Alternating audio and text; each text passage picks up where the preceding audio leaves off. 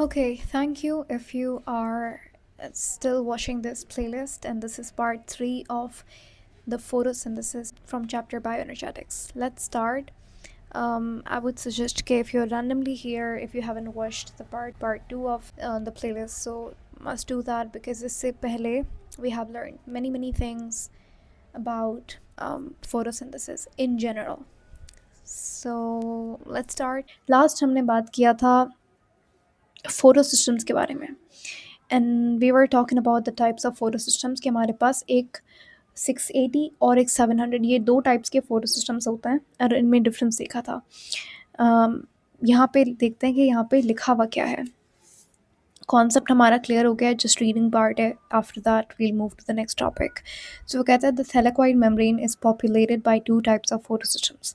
Thylakoid एक disc like structure है जो कि क्लोरोप्लास्ट में प्रेजेंट होता है, और ये जो पाइल बनाता है इसे ग्रेना कहते हैं. अब ये जो एक थैलेकॉइड है, अगर मैं इस एक थैलेकॉइड को देखूं तो इसकी एक सिंगल मेम्ब्रेन रहती है और बीच में स्पेस होती है. इस खाली जगह को ल्यूमन ऑफ थैलेकॉइड कहते हैं. तो जो थैलेकॉइड की मेम्ब्रेन है इसमें दो तरीके के फोटो सिस्टम्स होते हैं, और ये दोनों ही इनकॉर्पोरेटेड, बेटर टू से एंकर्ड होते हैं थैलेकॉइड की मेम्ब्रेन में. ठीक है. अब होता क्या है, ड्यूरिंग लाइट रिएक्शन ये दोनों का एक बहुत इंपॉर्टेंट फंक्शन रहता है. तो जो इलेक्ट्रॉन चेन चल रही होती है वो फोटो सिस्टम्स की वजह से ही पॉसिबल हो पाती हैं, और उन इलेक्ट्रॉन चेन्स की वजह से ही आपके पास एटीपी बनता है. ठीक है. अब इसका नाम दो है, इसका एक है 1 2. ये सिर्फ डिस्कवरी के बेसिस पे, ऑर्डर ऑफ डिस्कवरी पे, पहला वाला जस्ट क्योंकि पहले डिस्कवर हुआ इसीलिए उसे 1 कहते हैं, और सेकंड वाले को 2 यानी कि बाद में वो डिस्कवर हुआ. ठीक है. उसके अलावा फोटो सिस्टम 2 का जो फंक्शन है, it functions first in the light reaction. मतलब लाइट रिएक्शन वैसे तो एक साइक्लिक प्रोसेस है, लेकिन आप लाइट रिएक्शन को फोटो सिस्टम 2 से समझना शुरू करते हो, वहाँ से असल में ये रिएक्शन स्टार्ट हो रहा होता है. उसके अलावा इनको फोटो सिस्टम 2 वाले को 680 nm PS680 कहा जाता है, और PS1 को आप PS700 कहते हो. ये भी एक डिफरेंस इन दोनों के दरम्यान में कि इसका जो क्लोरोफिल है वो 680 nm की लाइट को एब्जॉर्ब करता है, और यहाँ पे 700 nm. थोड़ा सा रेंज में भी डिफरेंस है कि कौन सी लाइट को ये एफिशिएंटली एब्जॉर्ब कर रहा है. उसके बाद कहता है कि each has a characteristic reaction centre complex. अब इन दोनों में आपके पास ये बीच वाला जो कंपार्टमेंट है ये हम सब पढ़कर आए हैं अभी. ठीक है. जो बीच वाला कंपार्टमेंट जिसको आप रिएक्शन सेंटर कहते हो, दोनों में एक कैरेक्टरिस्टिक, दोनों का एक अलग रिएक्शन सेंटर कॉम्प्लेक्स रहता है, which is a particular kind of primary electron acceptor next to a special pair of chlorophyll A molecules associated with a specific proteins. इसका मतलब ये है कि ये जो बीच वाला रिएक्शन सेंटर है इसमें special pair of chlorophyll A का एक पेयर पड़ा हुआ होता है, यानी कि दो क्लोरोफिल के मॉलिक्यूल्स मिलेंगे, और यहाँ पे ही जो रिएक्शन सेंटर है एक आपको प्राइमरी इलेक्ट्रॉन एक्सेप्टर मिलेगा. तो जब क्लोरोफिल ए का इलेक्ट्रॉन एक्साइट होगा तो ये एक्सेप्टर उस इलेक्ट्रॉन को एक्सेप्ट करेगा और दूसरे मॉलिक्यूल्स को पास ऑन करेगा. इसी को आप इलेक्ट्रॉन चेन कह रहे होते हो. So the reaction centre chlorophyll A of photo system 2, तो जो फोटो सिस्टम 2 का क्लोरोफिल ए है उसे आप P680 इसीलिए कहते हो because this pigment is best at absorbing light having the wavelength of 680 nm, जो मैंने अभी बात की थी. अब ये जो 680 nm की लाइट, यानी कि इस वेवलेंथ की light red part of spectrum में लाई करती है. ठीक है. और जो फोटो सिस्टम 1 है उसका क्लोरोफिल 700 की लाइट को एफिशिएंटली एब्जॉर्ब करता है. ओके. सो यहाँ पे ये रिएक्शन सेंटर को ही दिखाया हुआ है. अब हम यहाँ से शुरू कर रहे हैं कि प्रोसेस कैसे होता है. अब हमने स्ट्रक्चर्स देख लिए, कौन कौन सी चीज़ें कहाँ पे होती हैं, we are done with that. अब हमारा मैकेनिज्म शुरू होता है, कैसे रिएक्शन हो रहा होता है, लाइट रिएक्शन हो रहा होता है. ठीक है. Okay, let's start. कहानी शुरू होती है क्लोरोप्लास्ट नाम के ऑर्गेनल में. ठीक है. अब क्लोरोप्लास्ट में प्रेजेंट होता है सैक लाइक एक अंदर की तरफ मेम्ब्रेन. क्लोरोप्लास्ट खुद एक डबल मेम्ब्रेन बाउंड ऑर्गेनल है, बीच में स्पेस रहता है, इंटर मेम्ब्रेन स्पेस इसको कहते हैं. मैट्रिक्स ऑफ क्लोरोप्लास्ट स्ट्रोमा कहलाता है, और ये थैलेकॉइड जो है इसकी ये समझ लो एक मेम्ब्रेन है, डिस्क शेप में उसे आपने मेम्ब्रेन को बंद कर दिया। अब इस मेम्ब्रेन के दरमियान में स्पेस, उसे ल्यूमन ऑफ थैलेकॉइड कहेंगे, और जो हमारे पिगमेंट्स हैं वो थैलेकॉइड की मेम्ब्रेन में मिलते हैं। ठीक है, अब थैलेकॉइड की मेम्ब्रेन में क्लस्टर्स ऑफ पिगमेंट्स जिन्हें फोटो सिस्टम्स कहा जाता है वो मिलता है, एक फोटो सिस्टम 1 और एक फोटो सिस्टम 2। यहीं पे होता है लाइट रिएक्शन। अब फोटो सिस्टम का जो रिएक्शन सेंटर है, हम वो वाला पार्ट यहाँ पे देख रहे हैं। यहाँ पे ऐसा नहीं है कि एंटीना कॉम्प्लेक्स होगा ही नहीं, यहाँ पे दिखाया हुआ नहीं है, लेकिन हमारा काम सिर्फ अभी यहाँ पे लाइट रिएक्शन को समझना है, तो इसीलिए सिर्फ यहाँ पे रिएक्शन सेंटर दिखा दिया, क्योंकि मेन जो कंपार्टमेंट है फोटो सिस्टम का जो रिएक्शन में पार्ट ले रहा है वो तो यही है। बाकी आप इमेजिन कर लो कि यहाँ पे लाइट हार्वेस्टिंग कॉम्प्लेक्स, जिसको एंटीना कॉम्प्लेक्स भी कहा जाता है, यहाँ पे एक्सेसरी पिगमेंट्स जैसे क्लोरोफिल बी, कैरोटीनॉइड, ये सब पड़ा हुआ होगा, तो ये सब अभी प्रेजेंट है। ठीक है, जस्ट इमेजिन कर लेना। अब होता क्या है कि यहाँ से एक्सेसरी पिगमेंट से लाइट ट्रांसफ़र होती है रेजोनेंस के थ्रू और आती है कहाँ पे,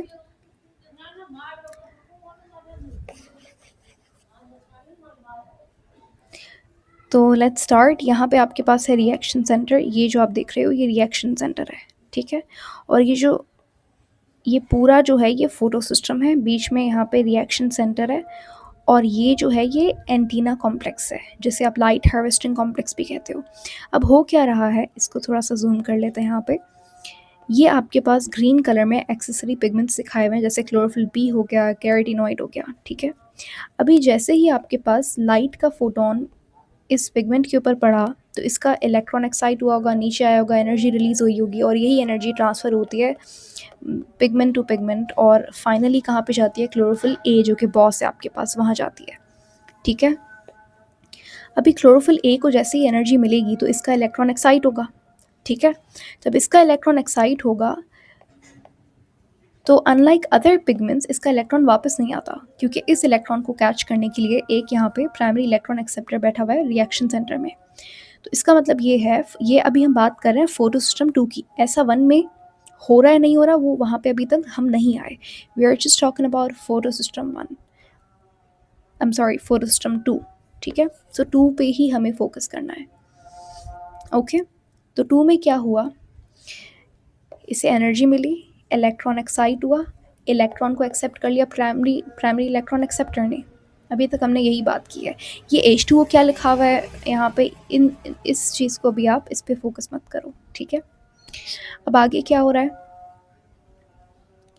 अब आगे कुछ नहीं है, आगे सिंपल चीज़ यही है कि इलेक्ट्रॉन को यहाँ पे एक दूसरे को देगा, दूसरा तीसरे को देगा, इसी तरीके से इसी चेन तरीके से इलेक्ट्रॉन पास किया जा रहा है, एक दूसरे को देगा, ऐसा चेन मैनर में। ठीक है, यानी कि लीनियर तरीके से। अब होता क्या है, ये जो प्राइमरी इलेक्ट्रॉन एक्सेप्टर है किसका, फोटो सिस्टम 2 का, मतलब ओरिजिनली ये जो इलेक्ट्रॉन है, क्या मैं ये कह सकती हूँ ये इलेक्ट्रॉन फोटो सिस्टम 2 से आया, हाँ बोल सकते हैं। जैसे ये इलेक्ट्रॉन एक्साइट हुआ तो यहाँ पे वैकेंसी बन गई होगी, एक इलेक्ट्रॉन होल क्रिएट हो गया होगा फोटो सिस्टम 2 में। ठीक है, अब ऐसा तो है नहीं कि ये इलेक्ट्रॉन यहाँ से देता जाएगा और इसके पास अनलिमिटेड इलेक्ट्रॉन्स हैं। भाई इस पिगमेंट में एटम्स होंगे, उसमें एक specific limited number of electrons होंगे, तो ऐसा तो ज़रूर क्वेश्चन आना चाहिए आपके दिमाग में कि यार कोई लिमिट तो होगी ना, ये इलेक्ट्रॉन देते तो नहीं जाएगा। तो बिल्कुल ऐसा ही है कि फोटो सिस्टम 2 जो है ये इलेक्ट्रॉन जब देता है, जब इसका इलेक्ट्रॉन एक्साइट होता है, तो ये आगे क्या हुआ उसके ऊपर हम अभी बात करते हैं। लेकिन असल में बात क्वेश्चन ये है कि यहाँ पे जो इलेक्ट्रॉन होल क्रिएट हो रहा है, ये इलेक्ट्रॉन को देने के बाद वो होल फिल कौन कर रहा है, क्योंकि ये एक साइक्लिक प्रोसेस है, हो रहा है कंटिन्यूसली। ठीक है, ड्यूरिंग डे लाइट जब तक फोटोसिंथेसिस हो रहा है ये चीज़ तो हो ही रही है, तो इलेक्ट्रॉन कहाँ से आ रहा है, फोटो सिस्टम 2 के पास। So the answer to that question is H2O। तो यहीं पे पानी एज अ मैजिकल मॉलिक्यूल काम करता है। तो होता क्या है कि ये चीज़ आपके पास कहाँ पे हो रही है, थैलेकॉइड के मेम्ब्रेन में हो रही है। मैंने बताया था कि जो फोटो सिस्टम है वो कहाँ पड़ा हुआ है, थैलेकॉइड की मेम्ब्रेन में। ठीक है, H2O जो टूटता है वो ल्यूमेन ऑफ थैलेकॉइड में टूटता है। यहाँ पे ऐसे दिखाया हुआ है, लेकिन मस्ट रिमेंबर कि H2O का ब्रेकडाउन ल्यूमेन ऑफ थैलेकॉइड में होता है। ठीक है, तो जब H2O ब्रेकडाउन होगा आपके पास तो क्या क्या रिलीज होगा इससे, H पॉजिटिव आपके, यानी कि आपके पास प्रोटॉन बनेंगे 2, यहाँ पे ये ऑक्सीजन आ गया और इलेक्ट्रॉन्स निकलेंगे। इलेक्ट्रॉन तो हमें चाहिए था, उसी वजह से हमने पानी का ब्रेकडाउन किया था। तो ऐसा ही है कि इलेक्ट्रॉन यहाँ पे जो H2O से निकलता है वो जाता है फोटोसिस्टम 2 के पास। इसीलिए हम कहते हैं कि the breakdown of water is associated with photosystem 2। First question, ठीक है। दूसरा क्वेश्चन, ये ऑक्सीजन गैस का क्या होगा? ये ऑक्सीजन गैस रिलीज हो जाती है एनवायरनमेंट में। हम कहते हैं ना कि प्लांट बहुत अच्छे हैं, प्लांट ऑक्सीजन रिलीज करते हैं एनवायरनमेंट में, तो एटमॉस्फेयर में। तो ये ऑक्सीजन कैसे आती है? उसका आंसर ये है कि जब H2O ब्रेक डाउन होता है तो उससे जो ऑक्सीजन निकलती है वही एटमॉस्फेयर में जा रही है, ठीक है। जो आप और मैं इनहेल कर रहे हैं ऑक्सीजन, वो बेसिकली इस तरीके से आई है। उसके पीछे ये मैकेनिज्म था। ये बात क्लियर हो गई। और ये H पॉजिटिव यानी कि प्रोटॉन टूटा है, इसका भी कुछ ना कुछ तो होगा ही। तो ऐसा ही है, ये जो प्रोटॉन है, अब ये H2O का ब्रेकडाउन हो कहाँ रहा है? मैंने अभी आपको क्वेश्चन 1 पहले ही बताया था कि lumen of thylakoid, must remember that. तो ये H2O टूट रहा है ल्यूमेन ऑफ थैलेकॉइड में। तो ये जो प्रोटॉन है ये एक्यूमुलेट होते जाते हैं ल्यूमेन ऑफ थैलेकॉइड में। असल में लाइट रिएक्शन का गोल ही यही है कि आपको, क्यों है गोल, क्या मकसद है इस चीज़ के पीछे? असल में ये प्रोटॉन आप एक्यूमुलेट करेंगे ल्यूमेन ऑफ थैलेकॉइड में, बहुत सारे प्रोटॉन। हमारा असल में मकसद ही यही है, इलेक्ट्रॉन को यहाँ पे लेके जाना एक दूसरे से तीसरे मॉलिक्यूल में। उसके पीछे टारगेट क्या है, मिशन क्या है, वो यही है, इलेक्ट्रॉन हमें प्रोटॉन की एक्यूमुलेशन करवानी है ल्यूमेन ऑफ थैलेकॉइड में। क्यों ऐसा, किस लिए ऐसा? इस वजह से क्योंकि लाइट रिएक्शन में हमें ATP बनाना है और NADPH2 बनाना है। तो जब ये प्रोटॉन एक्यूमुलेट होगा थैलेकॉइड के ल्यूमेन में, तो यहाँ पे एक प्रोटीन होता है, उस प्रोटीन के थ्रू ये प्रोटॉन्स निकलेंगे और ATP बन जाएगा। अब ये कैसे हो रहा है, मतलब हर चीज़ के पीछे एक बहुत ही लॉजिकल रीज़न है, वो हम स्टेप बाय स्टेप पढ़ेंगे, ठीक है। ये जो भी मैंने बहुत ही एब्रप्ट सी एक एक्सप्लेनेशन दे दी, पूरा प्रोसेस एक यहाँ पे ही बता दिया, वो इसलिए क्योंकि जिस बच्चे ने ये पढ़ा हुआ है, सो उसके लिए तो रिविजन हो गया यहाँ पे। But if you are learning this for the first time, so it might sound something alienic to you, but don't worry, हम ये चीज़ हर चीज़ स्टेप बाय स्टेप देखेंगे। दोबारा से अब हमारी स्टोरी पे वापस आते हैं। तो हमने क्या किया, फोटोसिस्टम 2 का जो इलेक्ट्रॉन है वो एक्साइट हुआ और एक्सेप्ट कर लिया गया प्राइमरी इलेक्ट्रॉन एक्सेप्टर के थ्रू। ये जो प्राइमरी इलेक्ट्रॉन एक्सेप्टर है इसका नाम होता है फियोफाइटिन। आई गेस यही स्पेलिंग है, पर यू कैन चेक, ठीक है। तो फियोफाइटिन नाम का प्राइमरी इलेक्ट्रॉन एक्सेप्टर होता है फोटोसिस्टम 2 में। हमने ये भी देखा कि ये इलेक्ट्रॉन होल कौन फिल कर रहा है, H2O, ठीक है। ये H2O से यहाँ पे इलेक्ट्रॉन निकल रहे हैं और ये फोटोसिस्टम 2 में आ रहा है। और जब ये H2O ब्रेक डाउन होता है, कहाँ होता है? ल्यूमेन ऑफ थैलेकॉइड में, first. Second, break down of water is called as photolysis of water. Photolysis का मतलब क्या है? फोटो यानी कि लाइट, लिसिस यानी कि ब्रेक डाउन। तो पानी का टूटना लाइट की प्रेजेंस में, इसीलिए फोटोलिसिस ऑफ वाटर बोला जाता है। अब photolysis of water is associated with photosystem 2। Photolysis of water is happening where?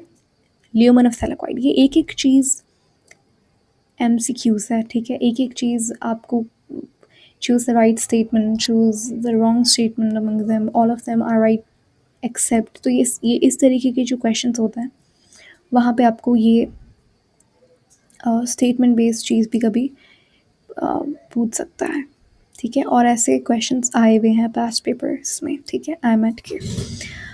Okay, सो अभी हमने क्या देखा कि जो इलेक्ट्रॉन है फोटोसिस्टम 2 का वो एक्साइट हुआ, प्राइमरी इलेक्ट्रॉन एक्सेप्टर फियोफाइटिन ने एक्सेप्ट किया और ये इलेक्ट्रॉन जाता है फिर किसके पास?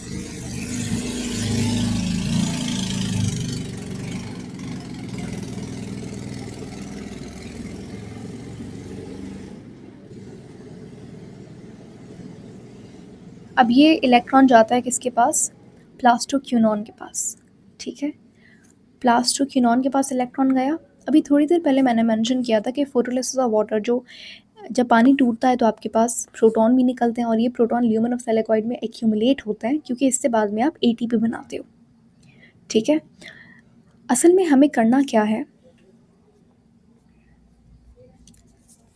यहाँ पे देखो, ये आपके पास क्लोरोप्लास्ट है, ठीक है। ये थैलेकॉइड है जिसको आप ग्रेना बोल रहे हो। अभी हम अभी जो चीज़ पढ़ रहे हैं फोटोसिस्टम वाली, वो कहाँ पे हो रही है? वो यहाँ पे मेम्ब्रेन ऑफ थैलेकॉइड में फोटोसिस्टम पड़ा हुआ है, यहाँ पे हम देख रहे हैं। और इसके अंदर क्या है? ये ल्यूमेन ऑफ थैलेकॉइड है जहाँ पे H2O का ब्रेक डाउन अभी हमने किया था। अब इस एक थैलेकॉइड को अगर मैं यहाँ पे बना लूँ, ठीक है, ये थैलेकॉइड है। बीच में जो स्पेस है वो ल्यूमेन ऑफ थैलेकॉइड है जहाँ पे हमने पानी का ब्रेक डाउन किया और यहाँ पे H पॉजिटिव भी निकला था और इलेक्ट्रॉन और ऑक्सीजन गैस रिलीज हुई थी। मैं जस्ट यहाँ पे प्रोटॉन लिख रही हूँ अभी। एक चीज़ मुझे यहाँ पे एक्सप्लेन करनी है, अभी उसको देखते हैं। बस 2 मिनट के लिए अटेंशन से आपको सुनना पड़ेगा। देखो हो क्या रहा है कि यहाँ पे H2O जब ब्रेक डाउन हो रहा है, यानी कि फोटोलिसिस ऑफ वाटर,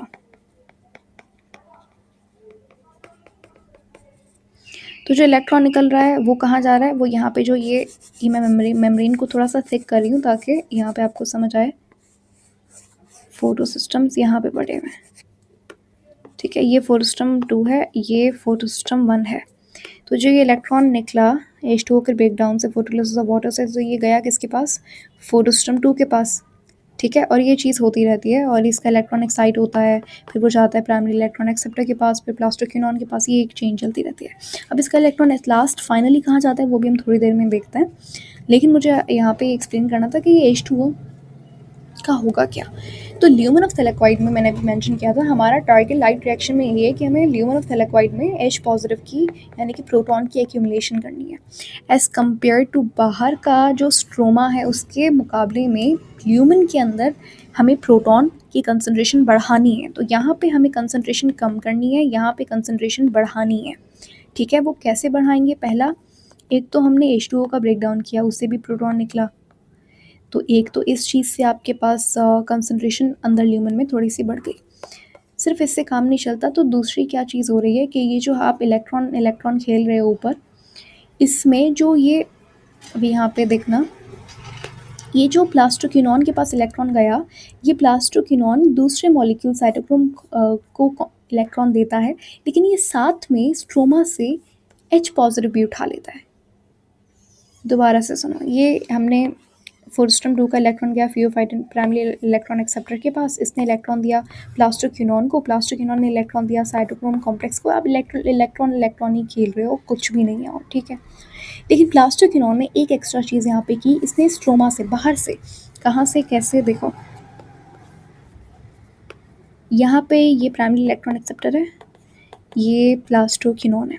प्लास्टोक्विनोन ने अभी ये चीज़ कहाँ पे है? ये यहाँ पे है, ये थैलेकॉइड के मेम्ब्रेन में ये मॉलिक्यूल्स पड़े हुए हैं, ये इलेक्ट्रॉन एक्सेप्टर्स हैं, ठीक है, इलेक्ट्रॉन कैरियर्स हैं। ये थैलेकॉइड की मेम्ब्रेन में प्रेजेंट है। सो अगर मैं इसे हटा के यहाँ पे बना दूँ,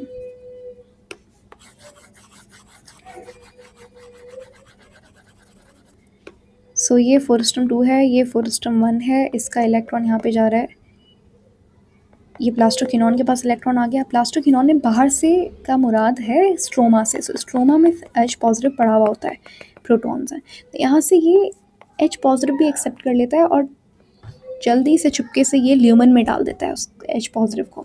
अब समझ आई बात कि एक तो आप H2O का ब्रेक डाउन कर रहे हो, उससे कंसनट्रेशन ल्यूमेन में बढ़ गई, स्ट्रोमा में कम हो गई ऑटोमेटिकली, और दूसरा ये जो प्लास्टोक्विनोन है ये H पॉजिटिव उठाता है स्ट्रोमा से, दूसरी ये चीज़ हो गई। अभी एक तीसरी भी है, वो अभी हम थोड़ी देर में देखेंगे, ठीक है। लेकिन इतना प्रोटॉन जमा ही क्यों करना है ल्यूमेन में, वो भी समझ आ जाएगा, बस थोड़ी सी और देर।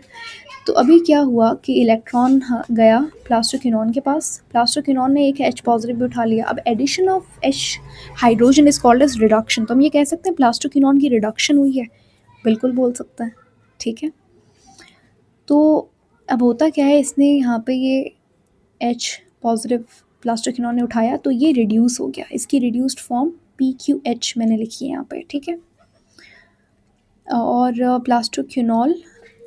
प्लास्टोक्विनोन जो है वो मॉलिक्यूल है जो इलेक्ट्रॉन को कैरी कर रहा था, इसने जब ये H पॉजिटिव यहाँ से स्ट्रोमा से लिया तो ये रिड्यूस हो गया PQH, इसको आप प्लास्टोक्विनोल भी बोलते हो, कुछ भी नहीं है, रिड्यूस्ड फॉर्म है प्लास्टोक्विनोन की, ठीक है। अगर ये वर्ड कहीं आपने सुना है, समझ नहीं आया, तो असल में कॉन्सेप्ट ये है, ठीक है, कि उस प्लास्टोक्विनोन की ही रिड्यूस्ड फॉर्म को प्लास्टोक्विनोल बोलते हो आप, ठीक है। अभी आगे क्या हुआ, ये इलेक्ट्रॉन को और H पॉजिटिव को दोनों को कैरी कर रहा है कौन, प्लास्टोक्विनोल, यानी आप ये भी कह सकते हो plastoquinone, reduced form of plastoquinone. इसके पास अभी दो चीज़ें हैं, एक इलेक्ट्रॉन है और एक H पॉजिटिव है। अब इलेक्ट्रॉन तो ये अगले वाले इलेक्ट्रॉन कैरियर को दे देता है जो कि है साइटोक्रोम कॉम्प्लेक्स, लेकिन H पॉजिटिव ये कहाँ डालता है, ये ल्यूमेन ऑफ थैलेकॉइड में डालेगा। कैसे, यहाँ देखो, अगर आप यहाँ पे देखें तो मैंने भी कहा था कि ये H जो प्लास्टोक्विनोन के पास हाइड्रोजन पॉजिटिव है, प्रोटॉन है, वो स्ट्रोमा से लिया इसने और इसने कहाँ डाला, ल्यूमेन में डाला, ठीक है। ओके, अब H पॉजिटिव की कहानी ख़त्म हो गई, उसने बाहर से लिया, ल्यूमेन में डाल दिया। अब इलेक्ट्रॉन को कंटिन्यू करते हैं, इलेक्ट्रॉन कहाँ जा रहा है, तो साइटोक्रोम कॉम्प्लेक्स के पास इलेक्ट्रॉन आया, इसने दिया किसको, प्लास्टोसियानिन को। तीन मॉलिक्यूल आपने याद रखना है, प्लास्टोक्विनोन, साइटोक्रोम, प्लास्टोसियानिन, ठीक है। प्लास्टोक्विनोन, क्यूनॉन, साइटोक्रोम, सियानिन, ठीक है। तो ये तीन मॉलिक्यूल्स इंपॉर्टेंट है। उसके बाद जैसे ही प्लास्टोसियानिन के पास इलेक्ट्रॉन आया तो इसने अब इलेक्ट्रॉन दे, अब देखो यहाँ फोटोस्ट्रम 1 में भी कहानी आधी वही सेम हो रही है कि इसको जब एनर्जी मिली तो यहाँ पे ये सारी एनर्जी ट्रांसफ़र होती है मेन मॉलिक्यूल क्लोरोफिल ए को। अब ये क्लोरोफिल ए का इलेक्ट्रॉन भी उसी तरीके से एक्साइट होगा जैसा यहाँ पे हो रहा था, इसका इलेक्ट्रॉन भी एक्सेप्ट कर लिया जाएगा प्राइमरी इलेक्ट्रॉन एक्सेप्टर के थ्रू।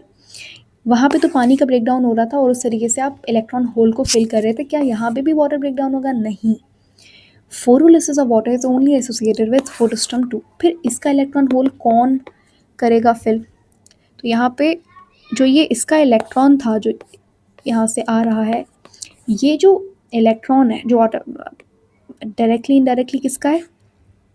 फोटोस्ट्रम 2 का है, ठीक है। तो ये आपके पास फोटोस्ट्रम 1 के पास आता है, समझ आ गई बात? तो क्या मैं ये कह सकती हूँ ये इलेक्ट्रॉन जो है वो फोटोस्ट्रम 2 से आया है? तो क्या नहीं, बल्कि कहना ही हमें यही है कि ये इलेक्ट्रॉन फोटोस्ट्रम 2 से आया है। बट अगर आप ये सोच रहे हो कि इसको तो इलेक्ट्रॉन वाटर ने दिया, तो इनडायरेक्टली क्या ये इलेक्ट्रॉन वाटर का है? Think about it. ऐसा ही है ना, इसने H2O ने अपना इलेक्ट्रॉन दिया फोटोस्ट्रम 2 को, फोटोस्ट्रम 2 ने इलेक्ट्रॉन दिया फोटोस्ट्रम 1 को। तो क्या हम ये कह सकते हैं इनडायरेक्टली ये इलेक्ट्रॉन किसका है? H2O का। बिल्कुल कह सकते हैं, ठीक है। सो अब क्या होगा, बहुत सारे एमएट क्वेश्चंस में, इफ़ यू टेक 2025 का एमएट का पेपर, वहाँ पे यही कॉन्सेप्ट से क्वेश्चन आया था और वहाँ पे सीक्वेंस ऑफ लाइट रिएक्शन पूछा हुआ था, बल्कि सीक्वेंस ऑफ फोटोसिंथेसिस था, डार्क रिएक्शन का भी मेंशन था। तो सबसे पहली जहाँ से रिएक्शन शुरू हुआ था फोटोसिंथेसिस का, वो पहला स्टेप फोटोलिसिस ऑफ वाटर था, ठीक है। एग्जैक्टली रिमेंबर, पॉसिबल मैं यहाँ पे कहीं क्वेश्चन भी डाल दूँगी स्क्रीन पे। सो यहाँ से रिएक्शन स्टार्ट हुआ था, इसने इलेक्ट्रॉन दिया फोटोस्ट्रम 2 को, फोटोस्ट्रम 2 ने इलेक्ट्रॉन दिया फोटोस्ट्रम 1 को। अब असल में इलेक्ट्रॉन जा कहाँ रहा है, मतलब समझ में आता है इसका इलेक्ट्रॉन तो इसके पास आ गया, बट इसका इलेक्ट्रॉन कहाँ जाएगा? Let's see. सो फोटोस्ट्रम 1 का इलेक्ट्रॉन भी एक्साइट होता है प्राइमरी इलेक्ट्रॉन एक्सेप्टर के पास। फिर यहाँ पे जैसे प्लास्टोक्विनोन था तो इसके, अब यहाँ पे प्लास्टोक्विनोन नहीं है, यहाँ पे एक और आयरन कंटेनिंग मॉलिक्यूल रहता है जिसको फेरिडॉक्सिन कहते हैं। ये फेरिडॉक्सिन इलेक्ट्रॉन देता है एक एंजाइम को जिसे NADP रिडक्टेज कहा जाता है। अब NADP रिडक्टेज क्या करता है? NADPH बनाता है। ये कैसे NADPH बनाएगा? इसको कुछ इंग्रेडिएंट्स चाहिए, इसको इलेक्ट्रॉन चाहिए। इलेक्ट्रॉन कहाँ से मिला? फोटोस्ट्रम 1 से मिला। तो क्या हम ये कह सकते हैं NADPH बनता है फोटोस्ट्रम 1 की वजह से? बोल सकते हैं, ठीक है। तो NADP रिडक्टेज को इलेक्ट्रॉन चाहिए था जो कि यहाँ से आया फोटोस्ट्रम 1 से। इसके अलावा इसे हाइड्रोजन यानी कि प्रोटॉन भी चाहिए होता है, तो ये प्रोटॉन ये कहाँ से लाएगा? स्ट्रोमा से। इफ़ यू रिमेंबर, मैंने यहाँ पे थोड़ी देर पहले मेंशन किया था, एक थर्ड पॉइंट भी है जिससे कंसंट्रेशन ऑफ प्रोटॉन जो है वो ल्यूमेन में बढ़ती है, वो यही है कि बेसिकली जब आप NADPH बनाते हैं तो ये जो हाइड्रोजन है ये आप स्ट्रोमा से लेते हैं। अब जब आप स्ट्रोमा से ले रहे हो चीज़ तो ऑटोमेटिकली यहाँ पे कंसंट्रेशन कम हो रही है, तो चाहे आपने यहाँ पे प्रोटॉन डाला ना हो लेकिन बाहर कम कर दी कंसंट्रेशन प्रोटॉन की, तो अंदर वैसी बढ़ गई बाहर के मुकाबले, राइट? ऐसा ही है। सो अभी देखते हैं कि हो क्या रहा है। तो इसको इलेक्ट्रॉन चाहिए था, प्रोटॉन वो भी मिल गया। प्रोटॉन कहाँ से? स्ट्रोमा से। इलेक्ट्रॉन फोटोस्टॉम 1 से, और दूसरा इसको NADP रिडक्टेज, तो ये खुद है, लेकिन NADP प्लस मॉलिक्यूल चाहिए होता है। इसी को तो वो रिड्यूस करेगा, हाइड्रोजन डालेगा, इलेक्ट्रॉन डालेगा और बनेगा NADPH2। ठीक है, तो NADP प्लस जो है वो स्ट्रोमा में बहुत सारा होता है, डार्क रिएक्शन से यूज़ होता रहता है। अगर आपने ये पिक्चर देखी हो, यहाँ पे मैंने एक्सप्लेन की थी, या सो डार्क रिएक्शन से NADP निकलता रहता है। NADP प्लस और ADP ये इस्तेमाल करता है, ये अपनी मर्ज़ी से इस्तेमाल करता रहता है ATP को, NADPH को, और ये लाइट रिएक्शन बेचारा बना के देता रहता है ऐसे। सो ये आपको मॉलिक्यूल्स ये बहुत सारा स्ट्रोमा में मिलेगा आपको। तो NADP रिडक्टेज इसी को उठाता है, रिड्यूस करता है, और NADPH2 बन गया। एक तो हमारी यहाँ पे एक चीज़ तो रेडी है, वो क्या? NADPH। So NADPH good to go, ये जाएगा डार्क रिएक्शन में और ग्लूकोज बनाने में हेल्प करेगा। अब ये जो आसपास चीज़ें लिखी हुई हैं इसको थोड़ा सा देख लेते हैं, फिर आगे चलते हैं। एक तो चीज़ हमने बना ली, बट जो मेन हमारा मॉलिक्यूल है ATP, वो कैसे बनता है? सो FT क्या है? FT है फेरिडॉक्सिन, जो कि आयरन कंटेनिंग मॉलिक्यूल है। अच्छा, PQ जब स्ट्रोमा से हाइड्रोजन उठाता है, प्रोटॉन उठाता है, तो खुद रिड्यूस होता है, तो उसको PQH कहते हैं। इसका एक स्पेशल नाम है plastoquinol. It's nothing else but just reduced form of PQ, यानी कि प्लास्टिक क्यूनॉन। कंफ्यूज मत होना, दिस इज़ प्लास्टिक क्यूनॉन, और इसकी रिड्यूस्ड फॉर्म जो है प्लास्टिक क्यूनॉल होती है। सो थोड़ा सा रिवाइज कर लेते हैं शॉर्ट। प्राइमरी फोटोस्ट्रम 2 का इलेक्ट्रॉन गया प्राइमरी इलेक्ट्रॉन एक्सेप्टर के पास, ये इलेक्ट्रॉन गया प्लास्टोक्यूनॉन के पास, प्लास्टोक्यूनॉन से इलेक्ट्रॉन गया कहाँ? साइटोक्रोम के पास, फिर प्लास्टोसियानिन के पास, फिर फाइनली फोटोस्ट्रम 1 के पास। बीच में क्या हुआ? प्लास्टोक्यूनॉन्स ने एकदम खामोशी से हाइड्रोजन स्ट्रोमा से, यानी कि प्रोटॉन उठा लिया स्ट्रोमा से और ल्यूमेन में डाल दिया। तो प्लास्टोक्यूनॉन 4 H पॉजिटिव, यानी कि 4 प्रोटॉन उठा रहा है स्ट्रोमा से। ठीक है, और ये जो इलेक्ट्रॉन्स हैं ये पेयर की फॉर्म में होते हैं, यानी कि अगर मैं पूछूं यहाँ पे फेरिडॉक्सिन के पास कितने इलेक्ट्रॉन होंगे, तो 2 इलेक्ट्रॉन। ये 2 इलेक्ट्रॉन यहाँ पे ट्रांसफ़र हो रहे हैं, तो 2 इलेक्ट्रॉन एक्साइट होंगे, ये इसको एक्सेप्ट करेगा, फिर ये 2 इलेक्ट्रॉन्स की बात हो रही होती है। ठीक है, तो प्लास्टोक्यूनॉन ने 4 प्रोटॉन्स उठाए बाहर स्ट्रोमा से। अभी सारा रिविजन है, वही चीज़ लिखी हुई है, तो पढ़ लेते हैं इसको जल्दी से। कॉन्सेप्ट हमने अभी समझ लिया है, जस्ट ATP वाला पार्ट रहता है हमारा। सो इलेक्ट्रॉन टू फोटोस्ट्रम 2 कौन प्रोवाइड करता है? स्प्लिटिंग ऑफ वाटर से, जिसको आप फोटोलिसिस ऑफ पानी भी कहते हो। ये कहाँ पे हो रहा है? ल्यूमेन ऑफ थैलेक्वाइड में हो रहा है। हो क्या रहा है कि पानी ब्रेक डाउन होता है, प्रोटॉन निकलता है। Now this proton is collected in the thylakoid space, यानी कि ल्यूमेन ऑफ थैलेक्वाइड, और ये इलेक्ट्रॉन जाता है फोटोस्ट्रम 2 के पास, ये भी खुश, और ऑक्सीजन गैस रिलीज होती है एयर में।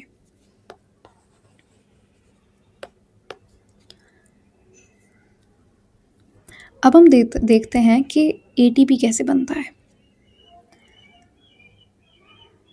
ठीक है, चलो रेडी। थोड़ा सा यहाँ पे दोबारा से वही सेम पॉइंट्स में रिपीट तो नहीं करूँगी, जस्ट एक बार क्विक रिविजन कर लेते हैं अभी तक हमने जो चीज़ें पढ़ी हैं यहाँ पे। ये है आपका क्लोरोप्लास्ट। क्लोरोप्लास्ट में होता है थैलेक्वाइड। ये एक थैलेक्वाइड का मैंने यहाँ पे स्ट्रक्चर बनाया हुआ है, मैंने नहीं बट बना हुआ है। ठीक है, and this all diagrams are by the way from Pearson. Okay, किताब का नाम है ये। तो ये है थैलेक्वाइड। थैलेक्वाइड के बीच बाहर क्या है? बाहर स्ट्रोमा है, लिखा हुआ है कहीं स्ट्रोमा, ये रहा। ठीक है, अभी तक हमने जितनी भी चीज़ें की हैं उसके वजह से बाहर कंसंट्रेशन प्रोटॉन की कम हो गई है, अंदर ज़्यादा हो गई। कैसे हुई है वो भी पढ़ लेते हैं अभी। ठीक है, तो ये बाहर स्ट्रोमा है, ये थैलेक्वाइड की मेम्ब्रेन है, और बीच में खाली जगह ल्यूमेन ऑफ थैलेक्वाइड है। ये है फोटोस्ट्रम 2, ये है फोटोस्ट्रम 1। स्टार्ट करें, चलो।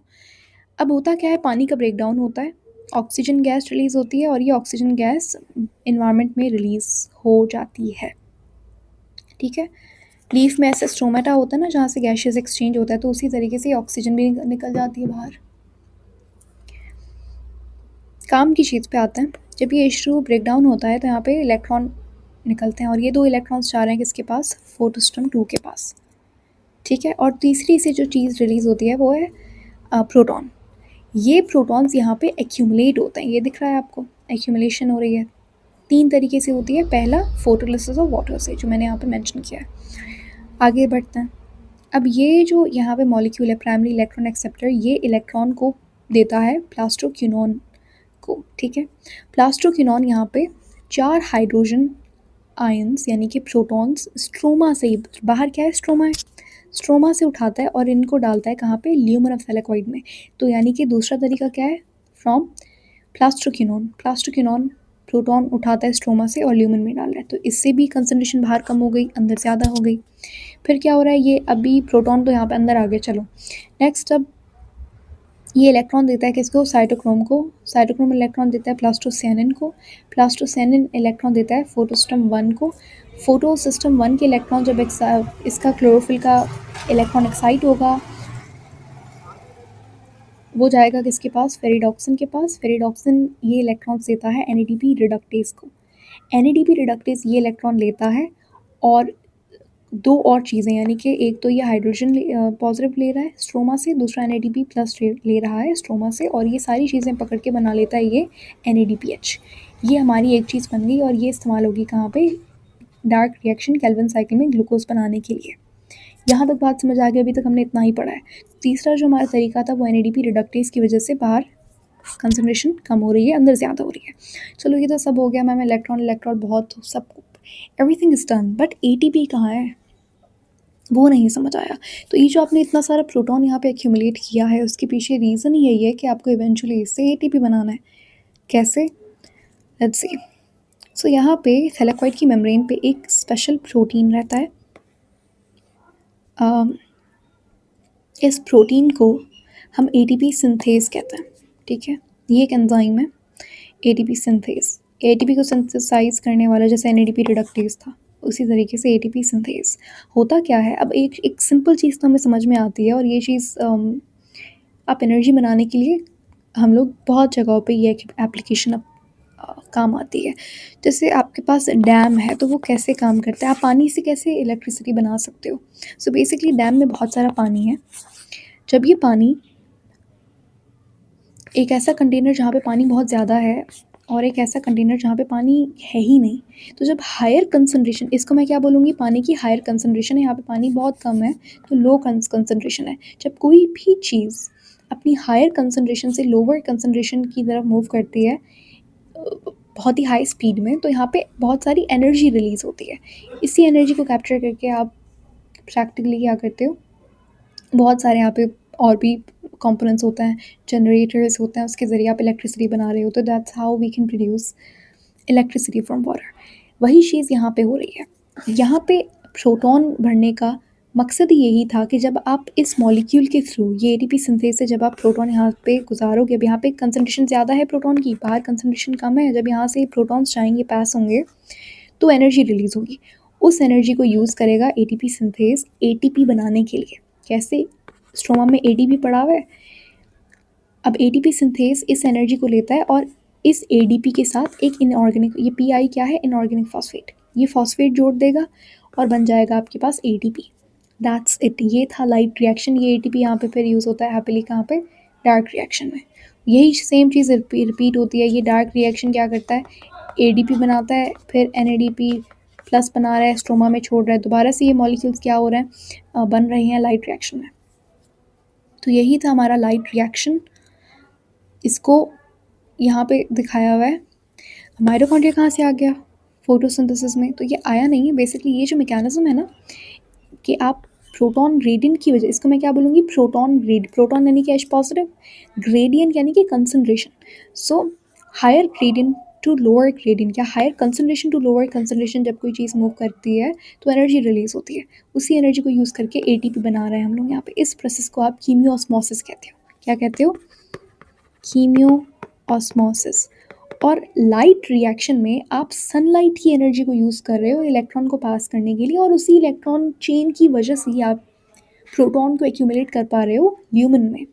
तो इनडायरेक्टली सनलाइट इंपॉर्टेंट है ATP बनाने के लिए इन लाइट रिएक्शन। सो इसीलिए आप बोलते हो इस प्रोसेस को आप फोटोफॉस्फोरिलेशन बोलोगे। फोटो यानी कि सनलाइट से रिलेटेड है, और phosphorylation is for addition of phosphate यानी कि फॉर्मेशन ऑफ एटीपी आप बोल सकते हो। सो लाइट की प्रेजेंस में एटीपी बनाना लाइट रिएक्शन में होता है। सो क्लोरोप्लास्ट के अंदर फोटोफॉस्फोरिलेशन हो रही है, जबकि ग्लूकोज को तोड़ोगे और ग्लूकोज की ऑक्सीडेशन करके आप एटीपी निकालोगे, वो माइटोकॉन्ड्रिया में होता है, जिसको सेल्यूलर रेस्पिरेशन कहते हो। वहाँ पे भी यही चीज़ हो रही है, वहाँ पे भी आप प्रोटॉन ग्रेडियंट बनाते हो, फिर उस प्रोटॉन ये वहाँ पे भी एटीपी सिंथेज होता है, और जब ये पास होता है hydrogen higher concentration to lower concentration, energy release होती है, एटीपी बनता है। लेकिन वहाँ पे कोई ऐसा सनलाइट वगैरह नहीं है, वहाँ पे ग्लूकोज के टूटने की वजह से आप इनडायरेक्टली उस वजह से एनर्जी रिलीज हो रही होती है, एटीपी बन रहा होता है। इसीलिए जो माइटोकॉन्ड्रिया में ऑक्सीडेटिव रिएक्शन, जो सेल्यूलर रेस्पिरेशन है, वो क्या है, वो ऑक्सीडेटिव फॉस्फोरिलेशन है। ठीक है, तो ये वही यहाँ पे दिखाया हुआ है कंपैरिजन कि दोनों प्रोसेसेस में, चाहे वो लाइट रिएक्शन हो चाहे वो सेल्यूलर रेस्पिरेशन हो, दोनों में कीमियोस्मोसिस की वजह से आपके पास एटीपी बन रहा है। कीमियोस्मोसिस यानी कि प्रोटॉन ग्रेडियंट की वजह से। लेकिन फ़र्क ये है कि ये फोटोफॉस्फोरिलेशन है और ये क्या है, oxidative phosphorylation. So that is it. ये था लाइट रिएक्शन। नेक्स्ट हम डिस्कस करेंगे डार्क रिएक्शन को। सो अब ये जो आपने NADPH और ये ATP बनाए हैं, ये जाते हैं कैल्विन साइकिल में। कैल्विन साइकिल को आप डार्क रिएक्शन भी कहते हैं, और इस तरीके से इस साइकिल से आप ग्लूकोज निकालते हो, जो हमारा अल्टीमेट गोल था।